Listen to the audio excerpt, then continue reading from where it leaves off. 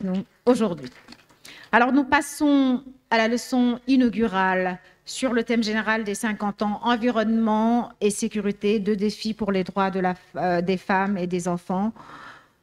Dans le livre qui peut être consacré aux grandes femmes du Sénégal, il y aura sans conteste un chapitre qui lui sera consacré, tant son apport intellectuel, son engagement en faveur de leurs droits et libertés est exceptionnel.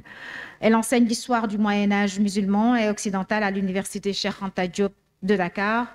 Une grande partie de ses travaux est consacrée au monde musulman. Elle a notamment beaucoup travaillé sur le soufisme, le dialogue interreligieux, les castes, la démocratie multiculturelle, etc. Elle a mené des travaux sur la thématique femmes en islam. Ça ne lui a pas valu que des amis, mais malgré des oppositions parfois farouches de certains milieux, elle a su, grâce à sa rigueur et surtout au courage de ses opinions, gagner le respect même de ses pires détracteurs.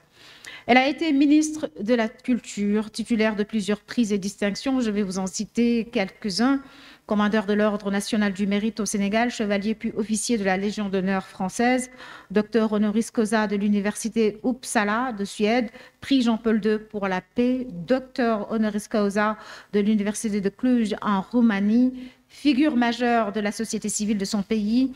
Elle est membre de plusieurs sociétés savantes à travers le monde. Sa vie pouvait constituer à elle seule une leçon inaugurale de ce symposium, mais c'est une si grande richesse de l'écouter que nous lui passons la parole.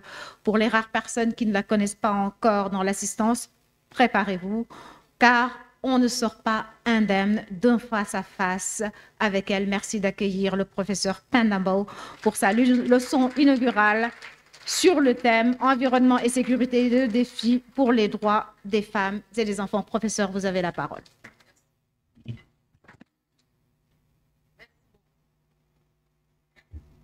Merci pour cette présentation. Si j'avais la peau blanche, j'aurais certainement rougi. Mais les émotions ne se distinguent pas. On ne les voit pas sur la peau noire. Je commencerai tout d'abord par féliciter l'Association des juristes sénégalaises. Je crois que c'est l'une des plus anciennes organisations de femmes au Sénégal. Née dans les années 70. À l'époque, certainement, j'étais jeune, mais j'entendais parler de Zonta Club, donc des clubs services. Madeleine est là, de Zonta Club,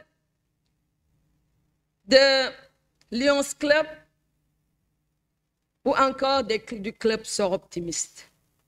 C'était les rares associations de femmes. Avant que Tata Anenbaye d'Erneville, avec son entre-gens, ne mette sur pied la Fédération des associations féminines. Et il faudra attendre les années 80 pour que Ndeye Fatou, Marie-Angélique, crée justement le premier mouvement féministe post-68 tard. Yewi, yewi.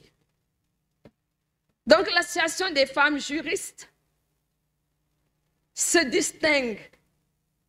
Dior, encore une fois, toutes mes félicitations. Par sa permanence dans le travail, sa rigueur, mais aussi par son apport exceptionnel, de qualité exceptionnelle concernant les droits des femmes au Sénégal, en Afrique et peut-être ailleurs. Sa contribution est énorme. Et j'en profite aussi pour rendre hommage à ma petite sœur, partie très tôt, Marie-Delphine, qui est partie trop tôt et nous a quittés dans la surprise générale. Je salue toutes les grandes dames ici présentes ce matin.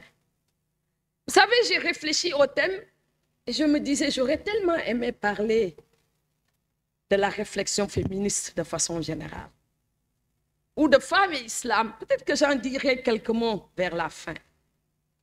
Mais l'actualité et le contexte nous imposent ce thème. Et il faut relier les deux concepts, c'est-à-dire femme-environnement, femme et sécurité. On pouvait bien se demander pourquoi les mettre, parce que s'il n'y a pas justement une maîtrise de l'environnement et des questions que pose cet environnement, il ne peut pas y avoir de paix. Et s'il n'y a pas de paix, il n'y a pas de sécurité. Cette semaine-ci, j'ai eu 2 expériences qui me font réfléchir davantage par rapport à ce que nous sommes en train de dire. J'étais au Forum 2000 de Prague, de Václav Havel, et une dame soudanaise, militante, universitaire, nous a fait pleurer. Elle est venue justement faire un témoignage. Elle dit que justement dans les événements douloureux du Soudan qui remontent à très très longtemps, il faut l'admettre, elle a été violée par des combattants devant son propre père. On vous viole devant votre père, devant vos enfants, devant votre mari, non seulement pour humilier, et c'est devenu pratiquement un élément essentiel de la politique de l'ancien président. Il faut violer les femmes de telle région pour apporter un changement, si vous voulez, dans la constitution de la société, c'est-à-dire il faut un changement ethnique, et arriver à ce changement ethnique, il faut passer par le viol. Le deuxième exemple, on l'a vécu il y a 2 ou 3 jours, quand il y a eu les événements de Podor avec les crues du fleuve Sénégal. Qu'est-ce que je vois? Toutes ces jeunes dames, justement, avec chacune un fagot de bois sur la tête. Je pensais que c'était terminé, le ramassage du bois, et que la question énergétique était réglée dans notre pays, mais on retourne avec l'insécurité, justement, avec ce problème de remise en cause de la stabilité, à justement au retour vers l'énergie que constituent les fagots de bois. Et ce que j'ai dit, on peut le dire de beaucoup de pays de la sous-région. Il y a en 2009, le stade du 28 septembre était témoin des événements en Guinée. Et c'est grâce justement à la mobilisation des femmes ici au Sénégal, avec toutes ces femmes guinéennes, où on a présenté à Teranga les photos. Parce que c'est à partir de ce moment qu'on a appelé les femmes à venir participer aux différentes réunions qu'il y avait à Ouagadougou. Et l'ancien ministre des Affaires étrangères, Kouchner, nous disait que c'est justement à cause des femmes qu'on a pris la décision d'enlever définitivement du pouvoir d'Addis Camara. Ça veut dire que les femmes, elles sont toujours victimes. Vous allez au Mali, elles sont victimes. Vous venez au Sénégal, en Casamance, elles sont victimes surtout des mines personnelles. Et elles ont renoncé, les femmes de la Casamance, à l'agriculture qui était leur force, c'est-à-dire leur rizière qu'elles transmettaient de sœur à sœur et qui leur permettait d'aller vers l'autosuffisance alimentaire. Et ces femmes, véritablement, se sont retrouvées en Guinée-Bissau, ailleurs, parce qu'elles ne pouvaient plus continuer à exploiter leur rizière. C'est-à-dire l'instabilité est toujours à l'origine, justement, des déplacements de population. C'était l'insécurité, les luttes politiques, les guerres, mais à cette insécurité aujourd'hui s'ajoutent les éléments que nous ne maîtrisons pas toujours, c'est-à-dire le changement climatique avec son cortège, justement, de douleur. Les déplacements de population, on les voit à cause justement des inondations. Et ce qui est assez paradoxal, c'est que nous sommes dans une région qui avait connu pendant longtemps la sécheresse, et cette région aujourd'hui est sujette à un changement climatique. Quand je vois des inondations, par exemple, dans un pays comme le Niger, on parlait il n'y a pas très longtemps de la sécheresse du fleuve Niger, le lac Tchad qui allait disparaître, et tout d'un coup, on se retrouve avec des inondations, des débordements. Depuis quand n'a-t-on pas parlé, par exemple, de la crue du fleuve Sénégal, du fleuve Gambie, de la Casamance, etc. Ça devient un véritable problème. Et il n'y a pas que l'eau. Vous savez, quand on a commencé la réflexion sur femmes et environnement, il faut remonter aux années 70. C'était la période du choc pétrolier, déclenché par les pays producteurs en 1973, ainsi que les effets à grande échelle de la sécheresse au Sénégal. C'est vrai, je me souviens de ce que me disait un jour Feu Djiboka, en parlant du président Senghor. On avait connu une période de sécheresse dramatique au Sénégal. Et il dit, en accompagnant le président Senghor dans la région de Linguère, il l'a vu verser des larmes ce jour-là devant le spectacle incroyable du cheptel qui mourait étendu un peu partout dans la région de Linguère. C'est le président Senghor qui a pleuré devant ce spectacle. Donc on a connu cette période de sécheresse où il fallait absolument penser à l'avenir de nos pays.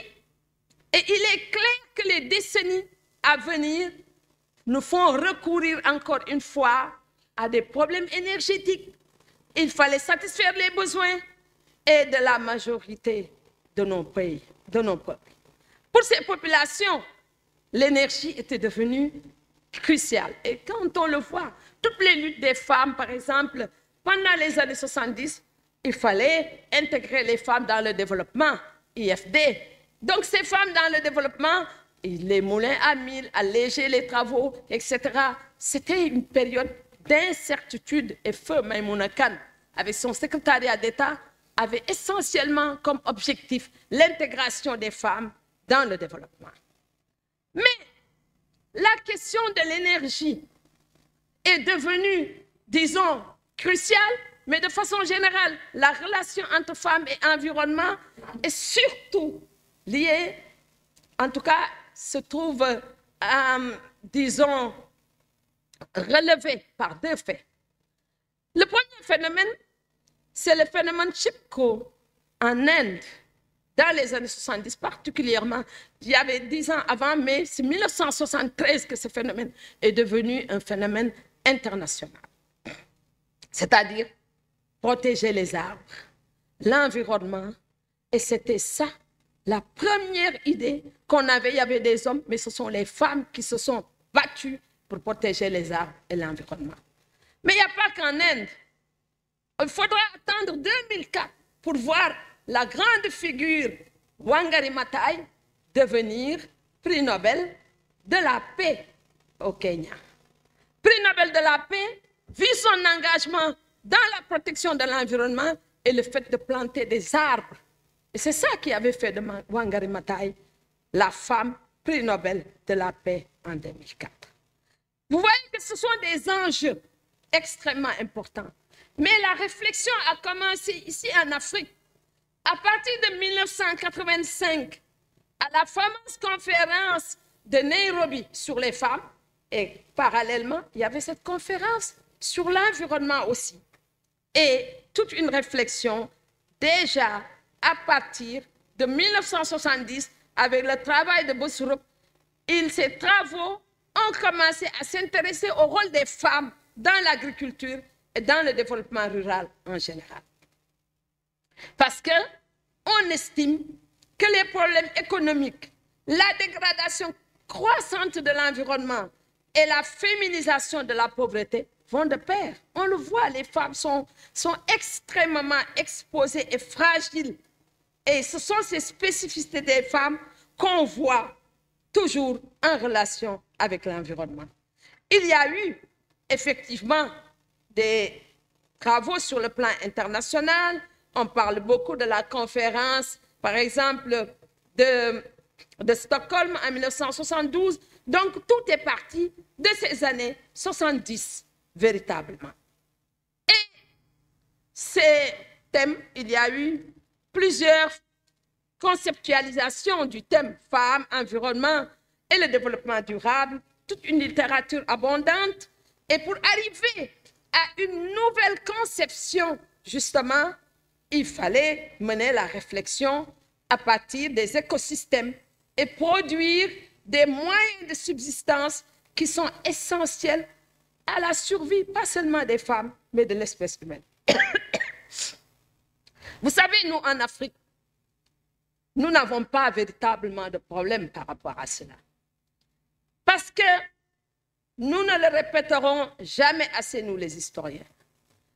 C'est 2000 ans ou 4000 ans avant Jésus-Christ que les femmes africaines ont découvert l'agriculture. Elles ont été les premières à semer, à imposer, donc dès le néolithique, l'agriculture, mais aussi la sédentarisation. Et dans nos sociétés, il y a une sorte de relation et de lien entre femmes, terre, agriculture, la mer. Et c'est ce qui fonde, de mon point de vue, le matriarcat en tant que tel. Et c'est à partir de cela que les femmes, elles ont porté l'agriculture, qu'elles ont porté la terre, elles ont défendu la terre, elles ont protégé la terre, raison pour laquelle il est beaucoup plus facile, ici en Afrique, de reprendre ces débats, ces thèmes, mais aussi de les imposer dans la société tout entière. Parce que c'est le propre de la femme africaine. Mais il faudra aussi insister sur le fait que les femmes jouent un rôle crucial dans la gestion et la conservation des ressources. Parce qu'au fond, quand on y réfléchit, tous les problèmes que nous connaissons dans nos sociétés, dans notre vie, ce sont des problèmes liés à une mauvaise gestion des ressources, à la disparition et à la raréfaction des ressources. On parle beaucoup de la pêche aujourd'hui. On voit les hommes partir en disant que oui, il n'y a plus de poissons dans la mer. Ils partent, les jeunes gens. Mais ils ne sont pas les seuls à être affectés par la raréfaction des ressources halieutiques dans nos pays. Vous savez, il suffit d'aller ici à Yoff pour voir la grande société des femmes qui sont impliquées dans la pêche. Elles sont propriétaires de pirogues. Elles investissent dans la pêche, dans la transformation. Et ces femmes, ne serait-ce que les femmes écailleuses qu'on trouve à Soumbédioune partout et qui font vivre leur famille à partir justement de ces ressources qu'elles additionnent, les 150, les 200 francs. Et c'est ça qui constitue la base de la nourriture familiale. Donc, s'il y a crise de la pêche, elles sont les premières à être touchées, mais ce sont les hommes qui partent. Ils pensent qu'ils sont les seuls à être affectés, malheureusement. Donc, il y a tous ces problèmes que nous devons, les femmes, donc jouent un rôle crucial dans la conservation des ressources. Mais il n'y a pas seulement l'agriculture, la pêche et toutes les autres formes de ressources aussi, elles sont concernées. Et il y a un phénomène qui me paraît vraiment important et qu'il faut absolument souligner. Quand on va dans les zones, par exemple, d'extraction minière, les femmes, elles sont les travailleuses du sexe. Mais pas seulement les travailleuses du sexe, mais il faut voir toute l'idéologie qu'il y a derrière ce travail du sexe. Qu'il faut avoir la peau, il faut ne pas être propre pour justement...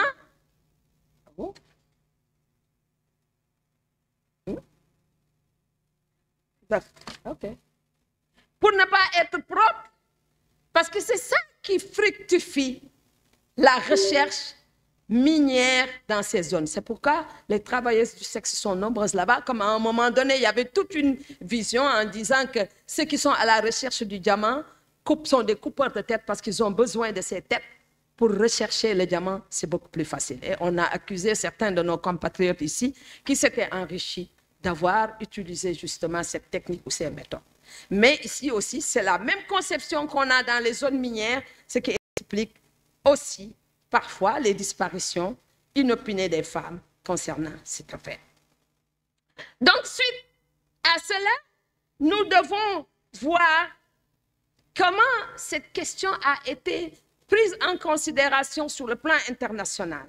Il y a par exemple les gens dans les politiques sectorielles des bailleurs de fonds, il y a la cohérence et l'intégration transversale du genre dans les différentes politiques. La budgétisation, on en parle, efficace dans les projets des programmes d'aide internationale. La prise en compte, par exemple, transversale des OMD et les indicateurs. Je crois qu'une personnalité ici présente, comme toutes ces dames qui ont travaillé dans le système des Nations Unies, elles sont là, elles pourront en parler. La division ONU-Femmes et la mise en pratique de la CEDEF, et le changement d'attitude sociale soutenu par les instances internationales de coopération et les bailleurs de fonds. Les conditions cadres et les recommandations sont des opportunités sur lesquelles nous pouvons nous arrêter. Mais je voudrais m'arrêter un peu plus sur les femmes et l'agriculture. Pourquoi les femmes et l'agriculture, c'est important? Alors, les femmes et l'agriculture, elles travaillent dans l'agriculture. J'avais l'habitude de dire ici au Sénégal, on ne pourra aller vers l'autosuffisance alimentaire sans une implication des femmes, pas seulement comme travailleuses de seconde zone ou utilisant le champ de la maison, comme on appelle ça, toluker et des choses comme ça, mais c'est parce que si les femmes ne sont pas dans l'agriculture mécanisée, avec un accès à la terre, pas seulement à la terre, mais les bonnes terres, avec un accès aux ressources financières leur permettant d'avoir de l'investissement, on ne pourra jamais atteindre l'autosuffisance alimentaire. Donc, il faudra, dans la réflexion, qu'on voit le système législatif de nos pays concernant les changements socio-économiques contemporains liés à la libéralisation des marchés, mais aussi à l'accès aux bonnes terres et l'accès aux ressources de façon générale. On en parle beaucoup, mais je ne suis pas très sûre aujourd'hui que l'on puisse atteindre les objectifs. Je vois toujours Ndiouk Mbaye insister là-dessus. Les femmes qui sont à la tête de l'association des femmes éleveurs, elles en parlent, mais il faudra absolument mener la réflexion sur ça. Les femmes, elles sont en général responsables de la moitié de la production mondiale alimentaire. Tout à l'heure, le ministre l'évoquait, on ne peut pas arriver à l'autosuffisance alimentaire sans l'implication des femmes. Mais c'est surtout la sécurité alimentaire et les familles. Alors si cette sécurité alimentaire, parce que j'ai vu une image aussi qui m'a beaucoup frappée dans les inondations à Podor, les silos, là où l'on met par exemple les conserves, les denrées alimentaires, j'ai vu ce silo isolé quelque part, entouré d'eau. Comment y accéder? Est-ce que les denrées ne vont pas disparaître? Tout ça relève, à mon avis, et il faudra en tirer les conclusions, relève de la précarité dans laquelle se trouvent aujourd'hui les femmes, concernant en tout cas ces éléments. Les femmes, en général, elles pratiquent différentes tâches dans l'agriculture. Elles s'occupent, entre autres, de la plantation à petite échelle, de la sélection des semences, de l'épandage des pesticides et de l'engrais. Elles ont également pour tâche la transplantation, le jardinage, la cueillette des fruits, des légumes et du bois de chauffage, les désherbages à la main, le stockage des récoltes et l'entretien de petites quantités de bétail, en plus de devoir aller à la recherche de l'eau. Pas seulement ça, c'est elles aussi qui préparent les repas pour les champs. Même si, et c'est là où justement où la polygamie se justifie, parce qu'il faudra être de tout pour permettre à l'autre d'aller au champ, de se reposer, etc. Mais tout cela explique le rôle de la femme. Alors, un autre élément qu'il faudra évoquer, l'eau, la question de l'eau, qui est cruciale.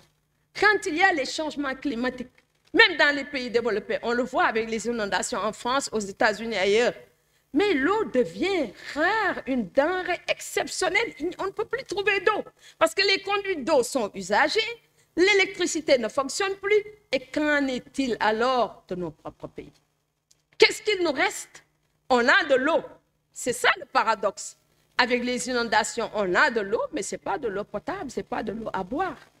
Alors, une des questions fondamentales, c'est justement cette eau potable qui devient de plus en plus rare.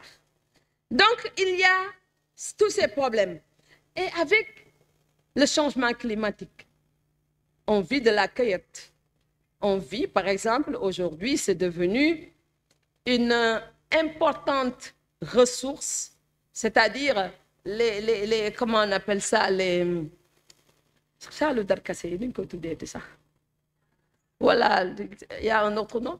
Donc, c'est devenu, les noix d'acajou sont devenues une denrée riche qui rapporte énormément. Mais quand on ne peut plus faire la cueillette, quand on ne peut plus aller dans la forêt, pour des raisons de sécurité, pour des raisons de déplacement des populations, etc., cette denrée va disparaître au fur et à mesure que nous avançons. Donc, les femmes ont des rôles clés dans la sauvegarde de l'agrobiodiversité. Alors, elles possèdent un grand savoir sur la conservation des semences, leur germination, ainsi que la sélection et la quantité de semences à préserver pour le futur. Mais il faut aussi voir quelles sont les données produites en termes de forme économique. À côté, justement, de l'agriculture, on peut dire quelques mots de la forêt. Vous dites qu'on peut dire qu'un pays comme le Sénégal n'a pas beaucoup de forêt. Mais ici, on a quand même la forêt dans le sud. Pour nos parents venus de Côte d'Ivoire, il y a la forêt. On l'a vu pendant toute la période, les périodes anciennes. Le commerce se faisait entre le nord et les régions de forêt. Et c'était le torc. On déposait son or à l'orée de la forêt. On venait, on amenait le sel, on amenait autre chose et les échanges se faisaient de ce point de vue. Donc la forêt, elle existe. Mais quand il y a des problèmes de sécurité, on ne peut plus exploiter la forêt. C'est ce qui est arrivé en Casamance. L'apport des forêts est même crucial pour ces populations, tant en termes de moyens de subsistance, nourriture, bois de combustion et de construction des produits médicinaux, fruits. Les fruits et les produits médicinaux est un aspect que je déplore souvent chez les femmes. Pour ce qui concerne la transformation des produits, il y a toujours, c'est une transformation à base, disons, très limitée, parce qu'elles sont toujours dans l'utilisation du manuel. Et il est temps que les femmes passent du manuel au semi-industriel, par exemple. Et il faudra trouver les moyens. Donc, l'apport de la forêt, elle est importante. Elle est aussi une source de revenus importante pour des individus ainsi que les productrices d'emplois pour les différentes, disons, institutions qui nous encadrent. La gestion de l'eau est l'élément le plus vital pour la survie de l'être humain. Elle est nécessaire à toute forme de vie.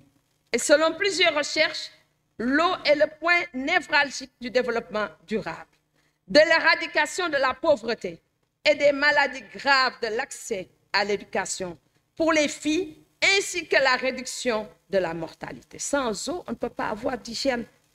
Sans eau, on ne peut pas, disons, avoir, disons, une bonne santé. Et tout le monde est d'accord là-dessus. 40% de la population mondiale avait accès à l'eau, dont le traitement n'était pas adéquat, selon les rapports des Nations Unies. Alors, qu'est-ce qu'il faut?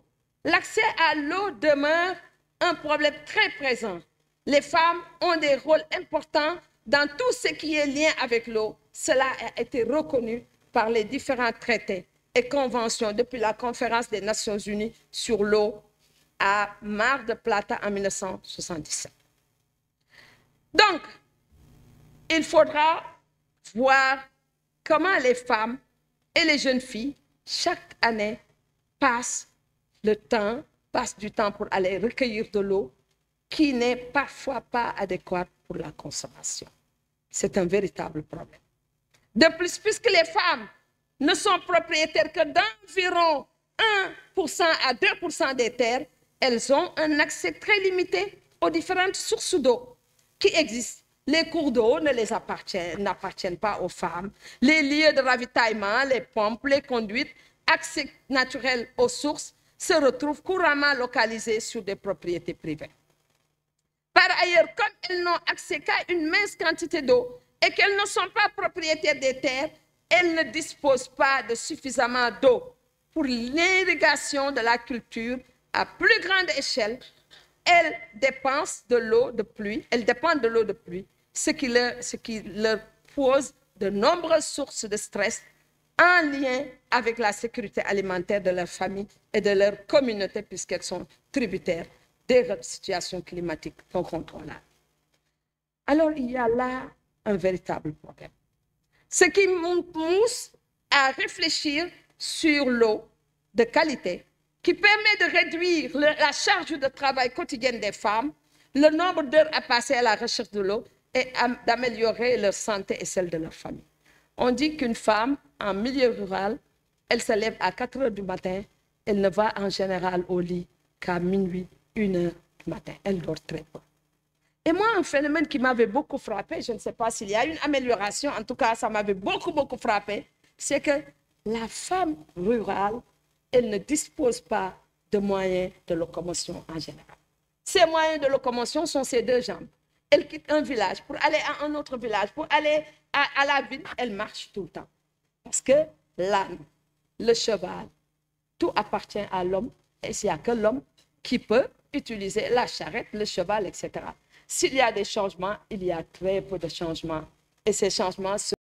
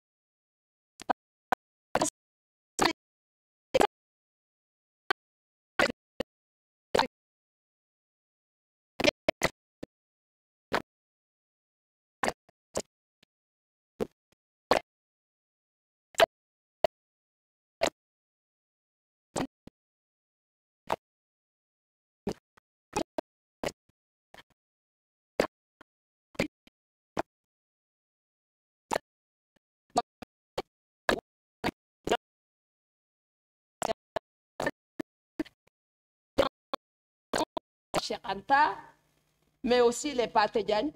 Et ce qui est fondamental par rapport à leurs œuvres, c'est que c'est la place de la femme dans nos sociétés qui constitue le centre de leurs œuvres. Cheikh Anta, par exemple, sur l'unité culturelle africaine, est longuement revenu sur la place de la femme qui est la figure qui fonde l'unité culturelle africaine. On prend Pathé Diagne, lui-même il le dit, dans l'Afrique noire précoloniale, c'est ton bâton maternel qui a tracé le signe, etc. Ça veut dire que si nous relisons nos différents penseurs, depuis au moins 1947, la place de la femme, elle est exceptionnelle. Ça veut dire que pour relier tout ça, nous devons partir justement de cette conception intellectuelle, de ce non-réalité, mais aussi de la figure très importante de la femme dans l'environnement, dans le travail, si vous voulez, autour de la terre, pour rebâtir une nouvelle vision de ces questions. Je disais à Ségolène Royal, une fois qu'elle était venue ici nous parler de l'environnement, je dis oui, je suis d'accord avec vous, mais sachez que nous ne pouvons pas régler la question du changement climatique sans les femmes. C'est elles qui doivent être au cœur de ces changements climatiques. Et je vous remercie.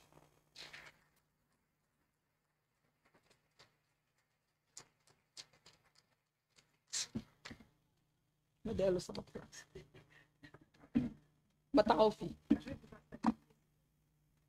Ah bah.